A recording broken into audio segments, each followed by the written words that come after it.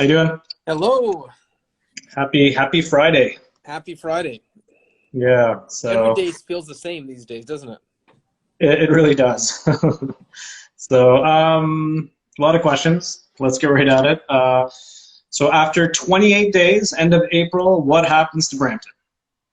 Hopefully I can finally get a haircut. Like this is Do you think that'll going. happen? If you can get a haircut, that means we're in red. Yeah. I'm optimistic because vaccines are finally going to come to Brampton. You know, for the last year we've been complaining. Well, since the vaccines first started being rolled out and a few months ago, we've been complaining that the hotspots weren't prioritized. And now they've said that anyone over 18 is going to be able to get a vaccine in a hotspot. Every postal code in Brampton is a hotspot. So for essential workers, for educators, for everyone, help is on the way. So yeah, I do think we're going to be in a very different position. Oh, perfect. Record number of COVID cases today in Peel. Obviously, the worst news we can get right now. Where are these cases coming from? Well, disproportionately, it's essential workplaces. And it's why I've been saying you need to vaccinate essential workplaces, because that factory worker who's 35 then takes it into their home and it creates community spread. The 18 plus vaccination clinics that we just touched on, coming to almost every postal code in Brampton. Do you have any more information about that? So I'm told those details will be coming out shortly, but we don't have the details yet, other than it's going to be mobile clinics focused on faith-based settings, congregate living conditions, and factories. Okay. When you say shortly, is it like today or next week? I'm told it could be as early as next week that Okay. they start. Yeah. Okay. Well, I guess with what's going on right now, with today's numbers that are 4,000, I mean, what can all levels of government be doing differently to, I mean, this has been, we're in a third lockdown, and we're in this position because we use the same approach again and again. And the provincial lockdowns, you had a hammer, you had a nail, you kept on doing the same thing and it wasn't working. Well, we spent all this time talking about outdoor patios and hair salons. That's not where the outbreaks are happening. The outbreaks are happening in these essential workplaces. And these essential workplaces have never been shut down. And it's True. why I've been saying, some of these transportation logistics companies or food processing companies, they're not as essential as we say they are. I think Canadians could wait a few extra days to get their Amazon package if it meant you got COVID numbers down. True. Talking about Amazon, we had an article up that said that Dr. Lowe actually rejected 5,000 vaccines for Amazon when this first happened in March. And I understand the situation is very fluid. So, I mean, decisions are made at that time that might not reflect today. So, I mean, what are your thoughts on that? Well, I believe at the time, Dr. Lowe still had a waiting list of senior citizens who were waiting to be vaccinated. So he used those vaccines on senior citizens. Now I think we're in a different dynamic. Now that the province is saying that Brampton is going to get supply, that we're going to be able to vaccinate our essential workers, which I think is critical. That's where the fire is. That's where the outbreaks are happening. It's if the fire chief gets a call saying go put out this fire at so-and-so house, he's going to go to that house and use those water guns against the fire. You're not going to go a block away and start using water guns where there's no fire. And so I think finally we've seen a pivot in the vaccine strategy that is actually going to make a tangible difference. We're going to focus on the hotspots, focus on these essential workers.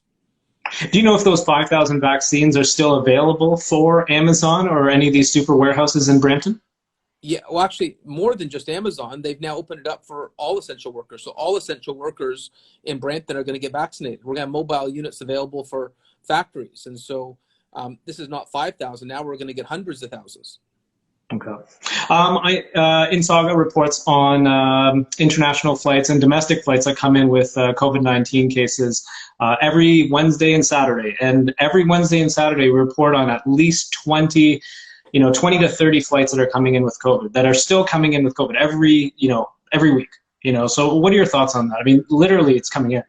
So this is a decision of the government of Canada. They control airports and borders. Brampton City Council at the beginning of the pandemic, so last March, advocated to close the airports. And it continues to be our position and my position that We don't need international air travel when there's a pandemic on. No one needs to be going on a vacation. And, you True. know, maybe at the beginning, you needed some flights to bring people home for people that were overseas. But now I see no reason at all. You know, there's no rationale why you should be traveling when we're trying to fight a pandemic. That's how we got a lot of the variants into the country, is because of leisure travel. So if it was up to me, no flights. No place. Niagara Region last week, or actually, sorry, this week, opened up vaccinations to education workers before the government even said so. So they kind of pivoted and kind of broke protocol to get people that they saw that was most at risk to get vaccinated. Is this something that Peel Public Health can just do and just, you know, kind of say, you know what, here's our plan, let's do it? It's not like they're going to give us any less vaccine for a penalty. Yes, and I've been advocating to vaccinate educators now for a long time. I'm probably not objective on this. My mother's a retired school teacher. My mother-in-law is a retired school teacher. My aunt's a retired school teacher. I come from a family of educators. They're on the front lines. And if we're going to be closing schools because we say schools aren't safe, and then not vaccinate educators, it doesn't add up. Vaccinate educators so we can get our schools reopened, keep kids safe.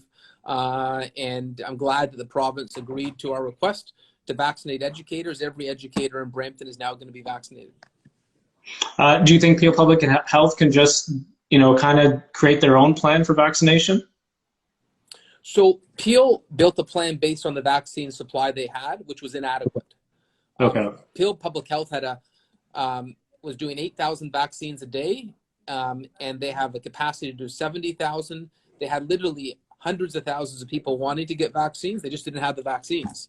Now that the province is making new vaccines available for essential workers and educators and anyone over 18 in Brampton, we're going to be able to vaccinate all of the above.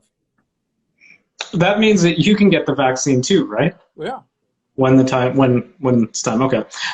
Do you? Let me just say, when it's my time, I will get a vaccine. I think vaccines are safe and save lives, and I'll have no hesitancy in getting a vaccine. Okay. Do you agree with the school closing? So my initial concern over the school closing was to close schools and then to say we're not going to vaccinate educators until June. For me, didn't make sense. Now that we're vaccinating educators during this break, that's a good thing. Getting our educators protected is a good thing. Do you think the April break will be extended? This will be the clip that will be probably viewed the most. So before we agreed to vaccinate educators, I believe it was not going to be a 2-week break. I think it was going to be much, much longer. I think now that the province has agreed to our request to vaccinate educators, I think it's possible that we'll get kids back to school sooner than later. I don't know if it'll be 2 weeks. Okay. Oh, so you think it'll be extended then? I would say I don't know if Dr. Lowe has made a decision on that. Okay. And it could very well be longer than 2 weeks. Okay. How many people have been fully vaccinated in Peel or in Brampton? Do you have any idea? I don't have the latest numbers on me, but they are posted on the Peel Region website weekly. Okay. Brampton transit drivers, what is the city doing to protect them? You know, because obviously one passed away and a lot of them have had COVID-19. So a number of things. Initially, when we didn't know about COVID, we had significantly curtailed transit, added rear boarding, free transit to keep distance from riders. Now that we have a full masking policy, that helps protect drivers by mandating riders to use masks. But it is a dangerous profession. That's why I'm very glad that they're going to be vaccinated now, because they need that protection. They're frontline pandemic heroes.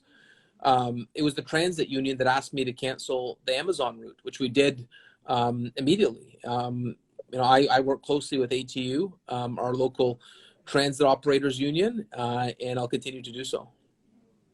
We're going to get to some viewer questions here. Do you know what kind of vaccine will be given out at the mobile clinics? Well, right now, the NACI, the National Advisory Committee, doesn't recommend AstraZeneca for those under 55. So for those under 55, it appears it'll be Moderna or Pfizer. Okay. I got another question here. Why is golf allowed but not outdoor boot camps? So I believe all these outdoor recreation amenities should be allowed. I've advocated for that. because golf engages a lot of physical distance, is considered safe. Tennis is considered safe. Running is considered safe. Where public health has landed, Dr. Lowe has said that contact sports or team sports where people get close to each other, he doesn't support right now. But you know, in general, outdoor sports are very low risk, and a boot camp where people are spaced out, in my opinion, is fine. Last question, and when you're allowed to, where are you going to get your haircut? Well, I've had a few different locations offer to cut my hair officially, but I'll have to make that decision closer to that date when we're actually allowed to. Maybe I could do it on Instagram Live with you. All right, let's do it. So, okay, and those are all the questions I have. So have a good weekend. Thank you so much, Mayor Brown. Thank you. Thanks, take care.